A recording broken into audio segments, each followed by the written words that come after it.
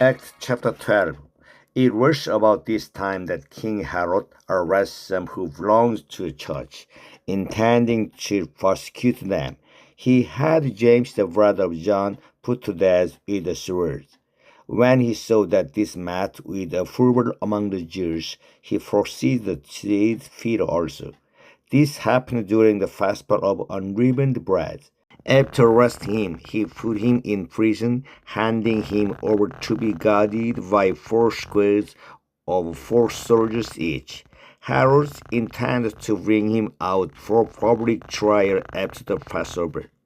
So Peter was kept in prison, but the church was earnestly praying to God for him.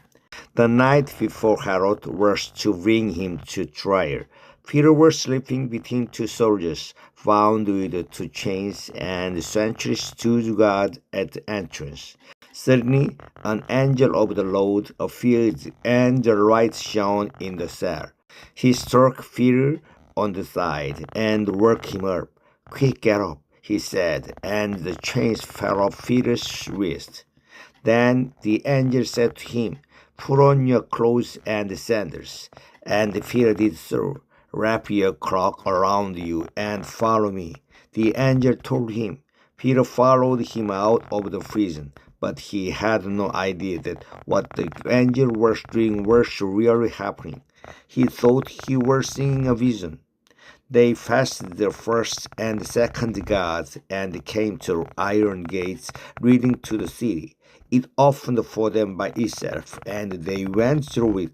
When they had walked the length of one street, suddenly the angel left him. Then Peter came to himself and said, "Now I know without a doubt that the Lord has sent his angel and rescued me from Herod's clutches and from everything the Jewish people were hoping would happen." When this had dawned on him, he went to the house of Mary, the mother of John, also called Mark, where many people had gathered and were praying.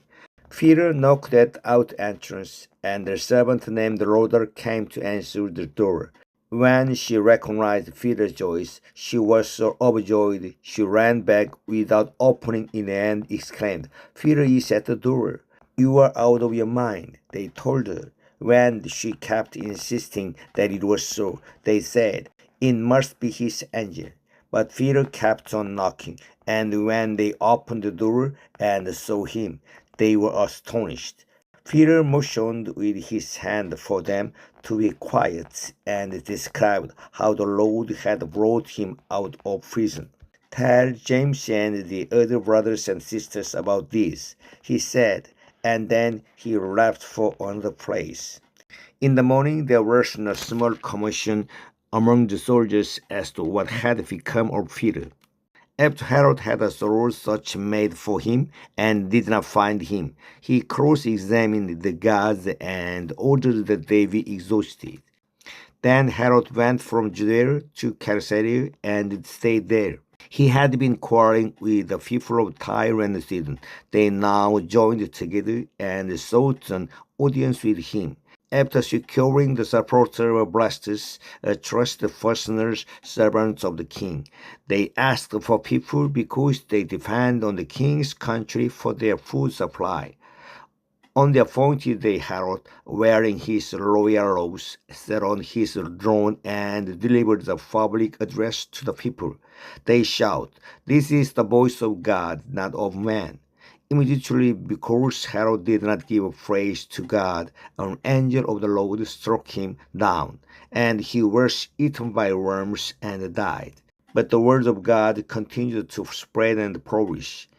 When Barnabas and Saul had finished their mission, they returned from Jerusalem, taking with them John, also called Mark. Amen.